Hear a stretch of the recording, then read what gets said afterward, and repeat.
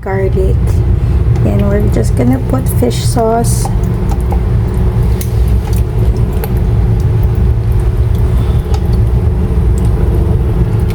I have here lime juice. Okay. So this is the brand that I use. It's hard to find the fresh one. So okay na to. Okay. I can put in, what do you call this, Thai bird's eye chili. Okay, I'm gonna put in 2. And then we are going to blend this. Tapos titikman natin kasi nga I wanna know first kung masarap siya bago ko siya ilagay sa karne, kasi pag I put it straight sa pork, hindi na natin matitikman.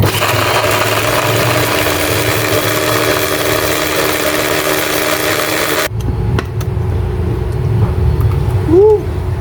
I think it's gonna be spicy, pero let's taste.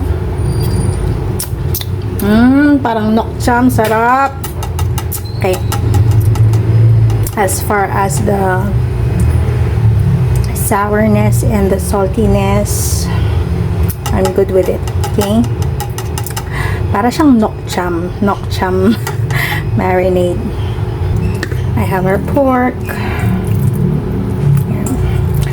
By the way that I prepare pork right now is, let's say I buy it from the palengke or grocery, right? I soak it in water para, ayan, matanggal-tanggal yung mga dugo-dugo niya. Okay.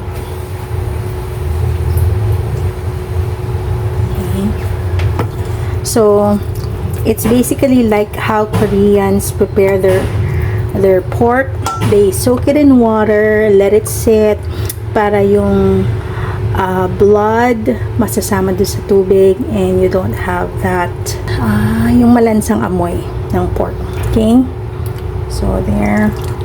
I'm not gonna touch because my hands are gonna burn if I do, so let's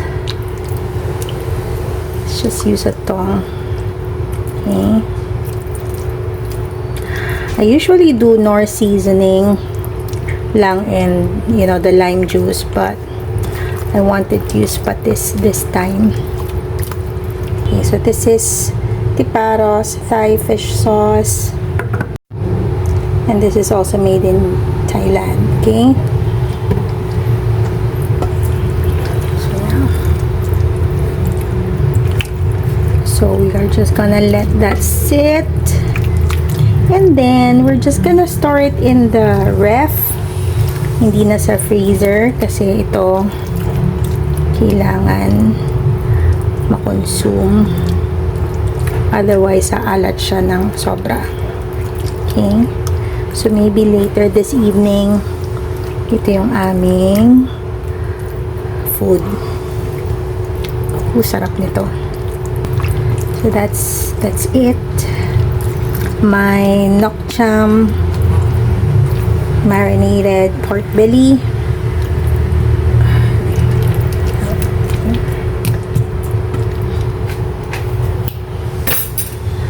I'm gonna put in a little bit of citrus pa. Okay. Masarap, maraming lime. Okay. Yeah.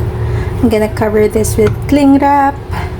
Tapos, lulutuin ko na mamayang gabi. Okay, so it's here in my prime cooling compartment just below the freezer para